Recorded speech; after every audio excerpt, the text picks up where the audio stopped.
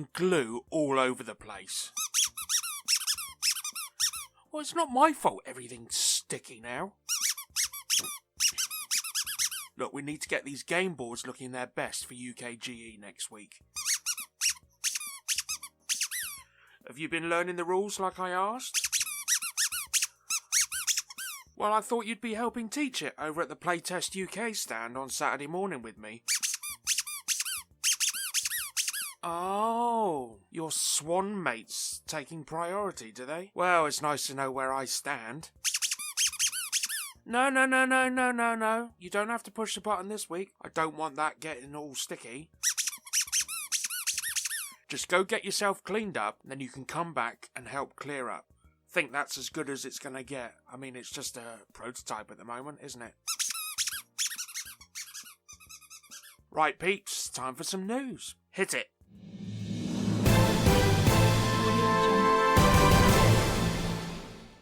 The Spiel des Jahres, or Game of the Year, is nearly upon us.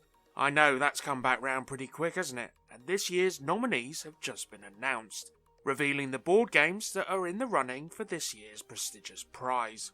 The Spiel des Jahres is said to be board gaming's biggest prize for more than 40 years, giving games that extra something special and approval from the gaming industry as a whole. Past winners of the Game of the Year include the likes of the Settlers of Catan, Carcassonne and Codenames, with more recent winners including last year's Cascadia and 2021's Micro Macro Crime City.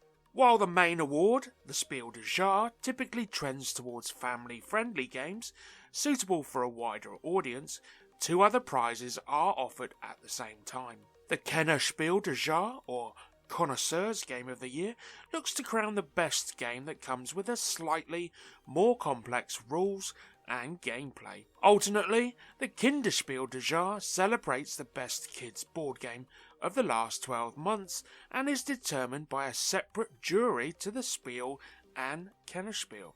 So, on to this year's nominees for Spiel des Jahres, and they are the co-op adaptation of video game Dorfromantik from Michael Palm and Lucas Zach, Magic Maze creator Casper Lapp's new party game Fun Facts, and Matthew Dunstan's puzzly route drawing flip and write game Next Station London. The Kennerspiel des Jahres games shortlisted are from Z-Man Games, quirky Capture the Flag game Challenges, sci-fi themed tile placement game Planet Unknown by Ryan Lambert and Adam Rayberg, and finally Kuto Yamada's Tokyo set game Icky. And finally, the Kinderspiel nominees are Sarah Zarian's ice cream dice game, Carla Caramel, Karim Oyudad and Johan Roussel's magic memory game, Gigamon, and Antonin Bukhara and Yves Hirschfeld's kid-friendly spin on the spooky deduction game Mysterium in Mysterium for Kids. And I apologise for butchering any names in that segment. This year's winners will be announced on July the 16th. Fans of the book Good Omens by Neil Gaiman and Terry Pratchett have seen the creation adapted to the small screen with stars David Tennant and Michael Sheen. Now, in the run-up to the second season being aired, Renegade Game Studio feels now the perfect time to release a game to tie in with the eternal battle between heaven and hell. Its official title is Good Omens, an Ineffable Game, and aims to hit retail shelves at the beginning of next month. Good Omens, an Effable Game, serves as both a collection of quick mini-games and a neat summary of last season's climactic standoff between the angels from heaven and hell. Each of the 7 battle games are described as a learn-as-you-go contest, representing the 4 horsemen of the apocalypse: death, war, pollution and famine, along with fending off the forces of both heaven and hell before finally preventing Armageddon at the hands of the pre-teen Antichrist. The publisher plans to create 3 separate versions with component upgrades depending on which major retail outlet you choose. Amazon gets foil character cards, while both Barnes & Noble and Hobby Market version will include dice bags themed after Heaven and Hell and Agent Nutter's Book of Prophecy, respectively. Fans of the deck building series Clank can rejoice in the news that it's getting a digital adaptation for both PC and mobile next year. First released in 2016 with the subtitle A Deck Building Adventure, Clank tasked players would-be thieves with venturing into the tunnels and rooms of a dungeon's lair, all Hobbit style. Its deck building elements allowed the players to add cards to their deck in order to gain more movement and attack power, needed to fend off the other monsters inhabiting the mountain as they amassed loot from the dragon's horde. The game's title comes from its tense noise mechanic, which sees players generate noise as they make their way through the teetering piles of gold and jewels. Over time, Clank cubes are added to the board, eventually triggered by a card that activates the dragon's rage. If more loot has been stolen, the dragon's ire is greater, increasing the risk of damage to the players. If the players make it out alive with a stolen artifact and their loot, the surviving players compete to see who collected the most valuable stuff. But there is the chance that all players can be knocked out by the dragon, leaving no one the winner. Since the original game, Clank has seen the release of numerous spin-offs and expansions, from the sci-fi Clank in Space to a pair of standalone legacy games set in the world of a D&D actual play series, Acquisitions Incorporated. The port is being developed by Clank Digital branch form of Dire Wolf Digital Studio, alongside the original game's co-publishers Renegade Games Studios. Dire Wolf Digital has previously adapted board games including Root, Game of Thrones and Sagrada for PC and mobile, as well as handling the Pokemon TCG Online, but Clank will be the studio's first adaptation based on its own game. No details have been given on what Clank's upcoming digital release will include in terms of features or elements from its various tabletop outings. What we do know is that it will be available on PC via Steam and mobile formats next year, following a closed beta offered to backers of the Kickstarter campaign for Clank Legacy 2 Acquisitions Incorporated. Following on from last week's news on the announcement of Fantasy Flight's new Star Wars-based TCG, Star Wars Unlimited, they have now given away a few more details of its gameplay, along with information on plans for its release schedule and organised play. Unlike the fixed card lists found in the publisher's living card games, Star Wars Unlimited will be a true trading card game in the vein of CCGs such as Magic the Gathering, with randomised booster packs. Its first set, Spark of Rebellion, will include more than 200 cards when it releases in 2024. As in other TCGs, players will be able to build a custom deck out of their collection to adopt different playstyles and strategies. The new blog post, given the first details of Unlimited's gameplay, revealed mechanics that go beyond the traditional mould set by the likes of TCG classics, Magic the Gathering, Pokemon and Yu-Gi-Oh! Each player only gets a single action on their turn, whether it's playing a card, attacking the opponent or using an ability, with turns bouncing back and forth very quickly. Fantasy Flight says that the one-action structure, similar to that used in the now-shelved Star Wars Destiny, means players can quickly respond to their opponent's moves, with the timing of card actions playing a big part in the outcome of matches. Victory comes through destroying your opponent's base before your own base falls. Players can choose to attack from multiple fronts via Unlimited's division of battles into two separate arenas, both on the ground and up in space. Cards can only be played to one or the other, meaning that you can't have an X-Wing on the planet's surface or Luke Skywalker swinging his lightsaber around in the vacuum of space, requiring players to ensure their deck can defend on both sides. However, some cards will have the abilities that affect cards outside of their own arena. Among the cards that can affect multiple arenas are leader cards, which sit separately to each player's main deck of cards and act as a singular, powerful presence in a deck, not unlike commanders in Magic the Gathering's hugely popular commander format. Leaders are represented by horizontal cards that depict some of Star Wars' more famous faces. Luke and Darth Vader are the first to be revealed.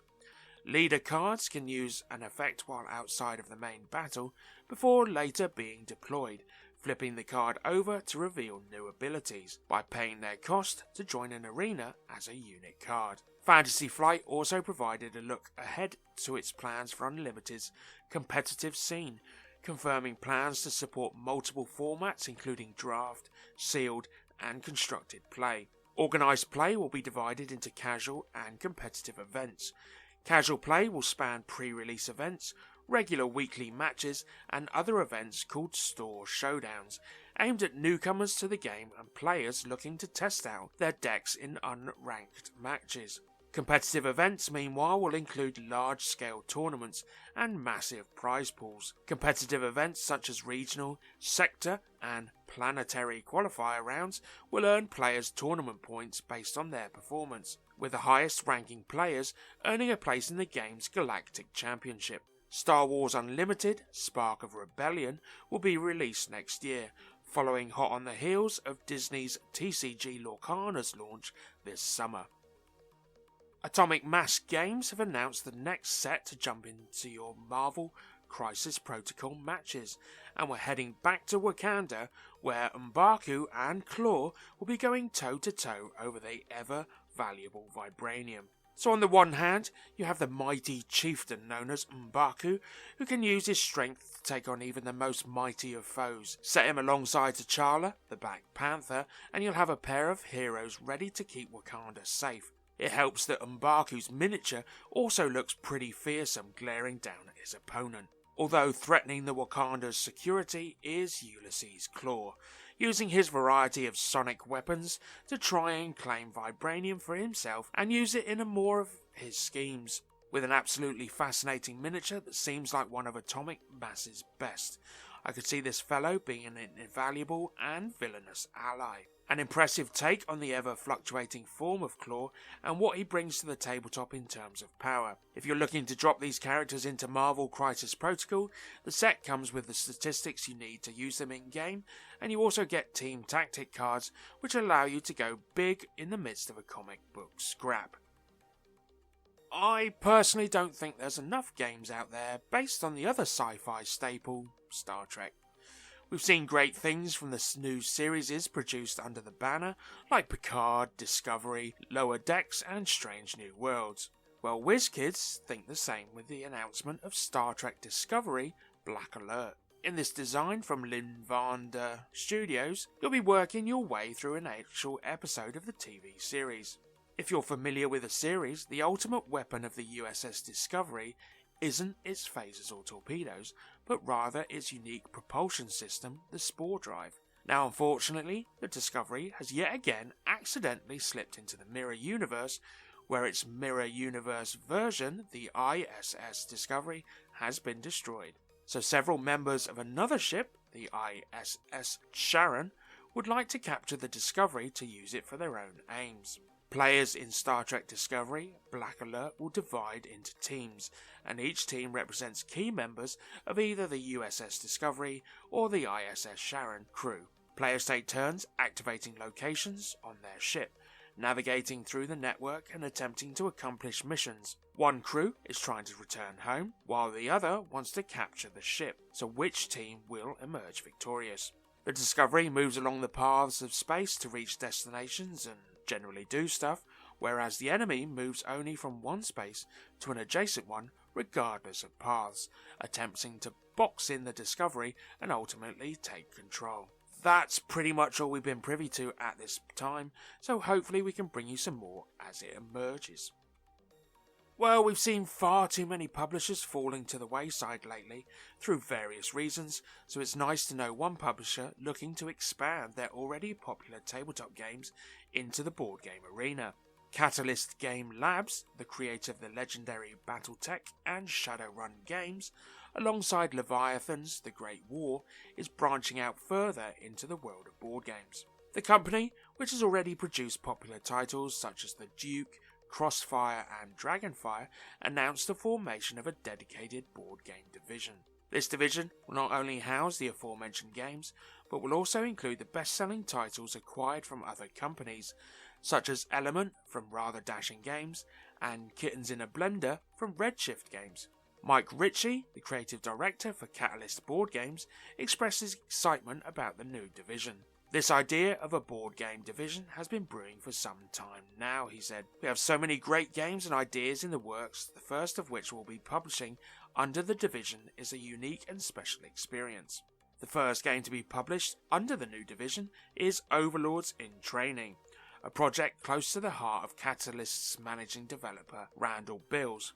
Having spent nearly 3 decades in the adventure gaming industry, Bills has been known for his contributions to games and universes he loves, working with hundreds of game designers, artists and writers worldwide. Overlords in Training is a unique project that Bill describes as one of the most meaningful projects of my life. It's a game born from the imagination of neurodivergent son Kenyon, who has been crafting a dynamic universe filled with unique characters and settings for nearly a decade. Kenyon and his father have worked together to bring this universe, named Doodle Realms, to life in the form of a card game, with Kenyon at the helm of nearly all aspects of the game, from character design and naming to writing quotes. The game is on Kickstarter now and is described as a fast and fun card game in which players assume the roles of overlords in training, vying to impress the boss enough to survive a battle royale. We here at Meeple Minded wish Catalyst Board Games the best, and you never know, Overlords in Training may make next week's crowdfunding spot, because it wasn't on there at the time of recording. And we're heading over to Board Game Geek, and it's this week's Top 5 Hotness.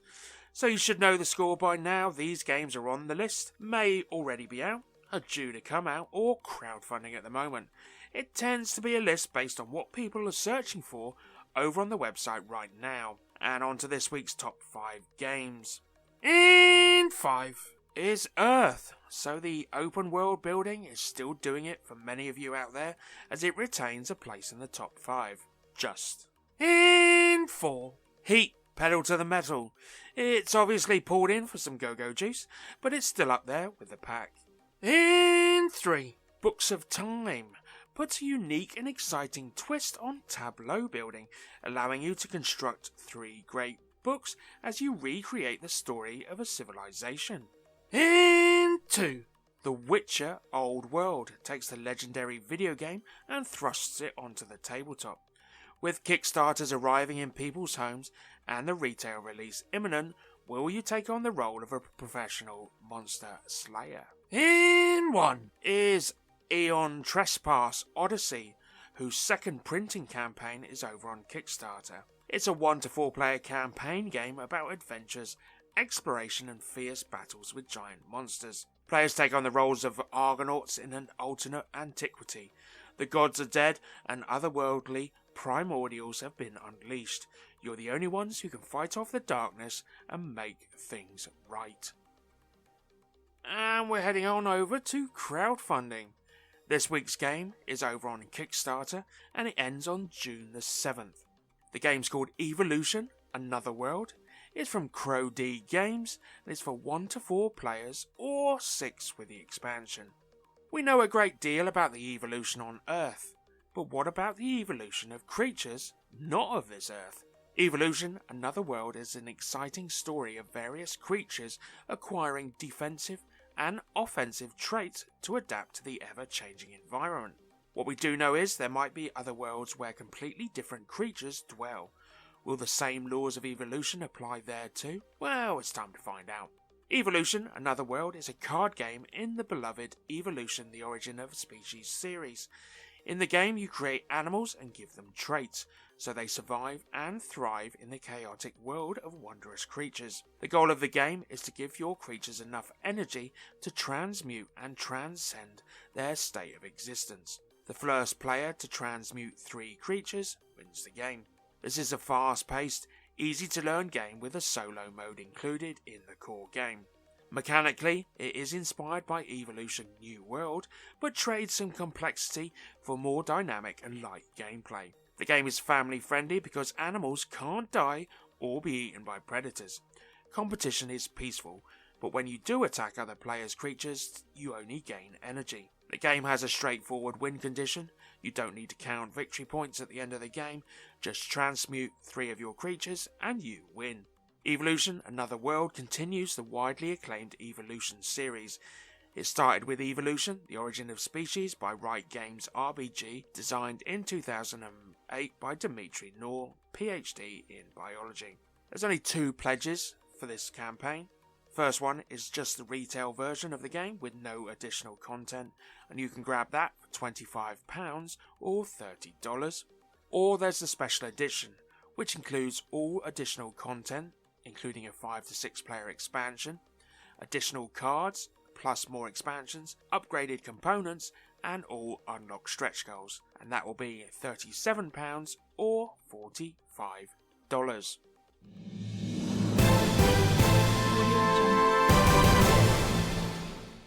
What are you doing out there? You're stuck on the tap. I really don't know how he survived this long. Nothing. You'll have to say goodbye from there. It would help if you managed to glue his beak together.